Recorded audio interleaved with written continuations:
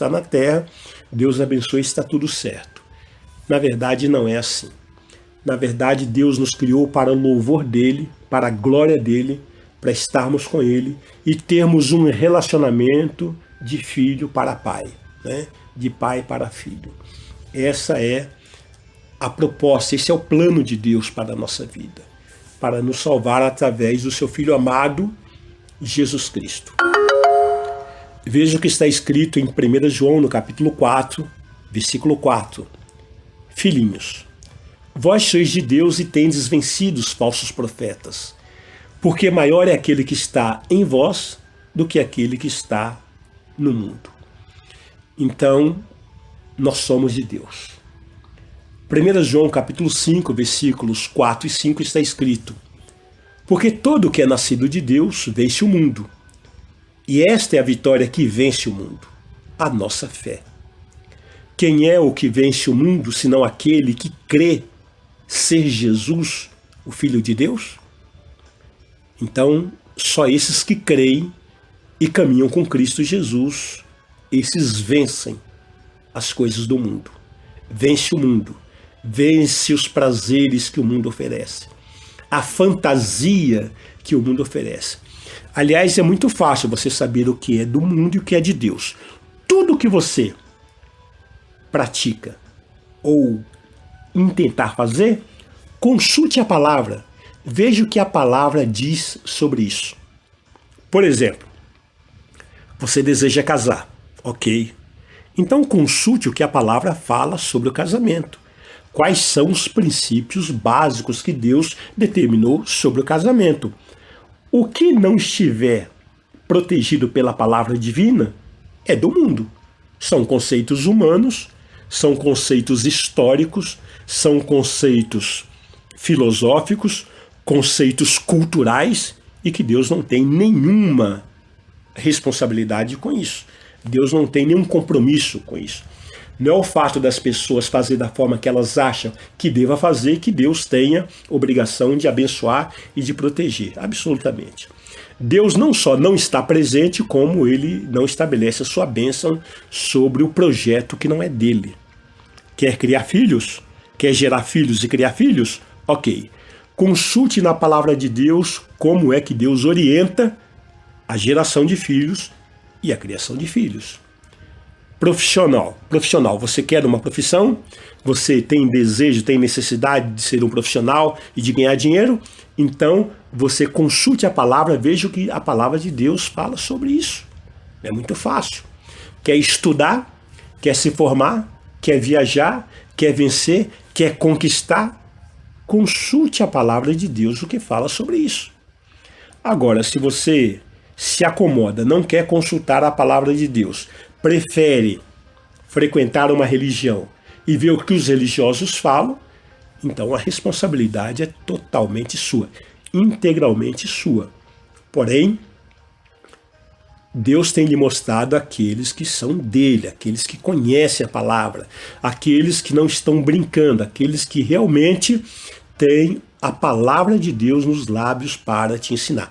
A esses sim, homens e mulheres genuínos de Deus, você deve estar com eles, se edificando, aprendendo a palavra e assim sendo conduzido pela palavra de Deus. Aliás, em Malaquias, no capítulo 2, versículo 7, diz que os homens devem buscar conselho e conhecimento na boca do sacerdote, representante de Deus aqui na terra. Mas tem muita gente que fica buscando conselho, conhecimento, sorte em gnósticos, em horóscopos, em feiticeiros, em tradições, em conselhos que não tem nada a ver com a palavra de Deus. Então a responsabilidade é pessoal. 1 João capítulo 5, versículo 19, sabemos que somos de Deus e que o mundo inteiro jaz no maligno. Então, mais uma vez, está dizendo que o mundo é governado por Satanás.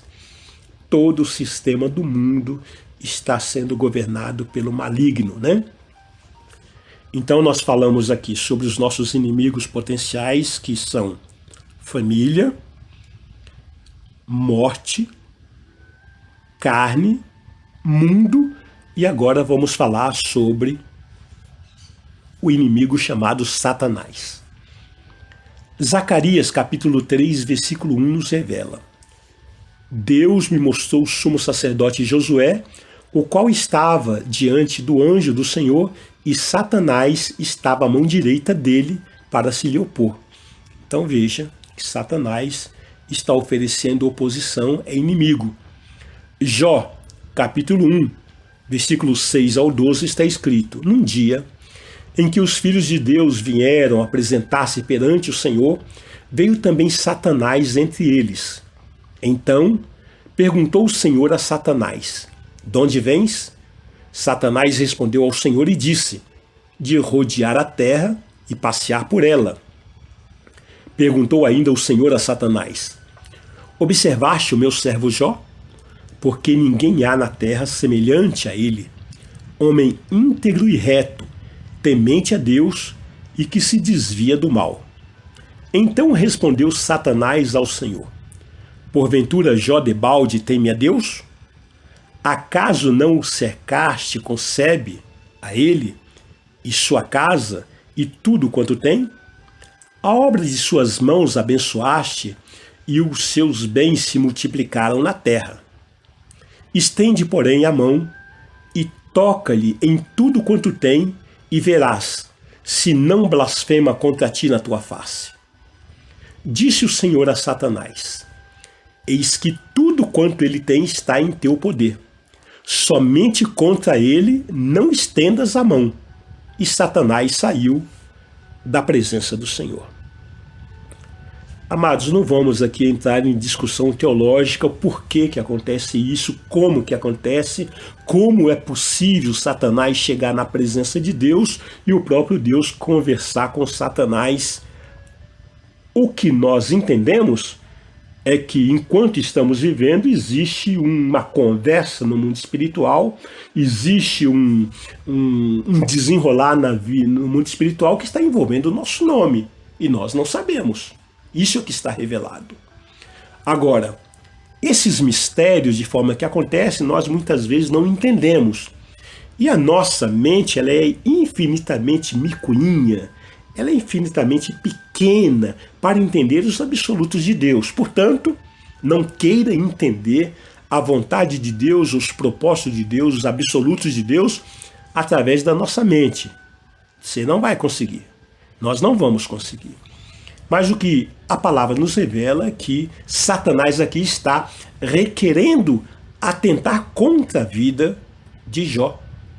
E o Senhor então diz: olha, tudo que ele tem está em seu poder, mas nele você não toca. Ou seja, inimigo requerendo contra o servo de Deus.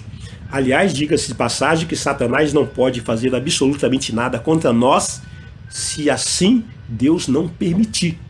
Se não houver brecha, se não houver então uma justificativa legal, porque Satanás é legalista, não é? Segundo aos Coríntios capítulo 4, versículo 4, nos quais o Deus desse século cegou o entendimento dos incrédulos, para que lhes não resplandeça a luz do evangelho da glória de Cristo, o qual é a imagem de Deus. Então esse Deus desse século que a Bíblia está dizendo é o próprio Satanás, não é? Ele cega o entendimento dos incrédulos, não permite que as pessoas creiam, não permite que as pessoas vejam, não permite que as pessoas enxerguem, não permite que as pessoas caminhem. E muitos incrédulos existem dentro da igreja evangélica. Existem pessoas dentro da igreja evangélica que não conseguem crer no poder de Deus, na manifestação de Deus. Existem pessoas que não crêem no poder da cura dentro da igreja evangélica. Existem pessoas que não crêem na restauração do casamento, não crêem que Deus pode abrir uma porta, que Deus pode suprir, que Deus pode livrar, que Deus pode salvar. Não crê. Então, muitas vezes, Satanás está contribuindo para que essa cegueira se manifeste, essa incredulidade, o que não agrada a Deus, evidentemente. Segundo aos Coríntios, capítulo 11, versículos 14 e 15, e não é de se admirar, porque o próprio Satanás se transforma em anjo de luz, não é muito, pois, que os seus próprios ministros se transformem em ministro de justiça, e o fim deles será conforme as suas obras. Veja, amados, às vezes as pessoas ficam falando, mas eu estou vendo anjo. Cuidado que você pode estar vendo um demônio. Quem vê anjo está vendo a glória de Deus, e glória de Deus se manifesta para aqueles que é santo. Quando o profeta Isaías viu a glória de Deus, ele caiu e disse, ai de mim, estou perdido, porque eu sou homem de lábios impuros, habito no meio de um povo de impuros lábios, e os meus olhos viram ao Senhor. Então o próprio Satanás transforma os seus ministros em ministro de justiça. O que é ministro de justiça? Ministro de justiça é aquele que prega a palavra, é aquele que ora, é aquele que jejua, é aquele que congrega. Satanás tem o poder, a manifestação de transformar demônios em ministro de justiça. Então tome cuidado, para que você não seja enganado. Quantas pessoas estão sendo enganadas por homens, por sistema, por denominações, achando que Deus está no negócio? Tome muito cuidado.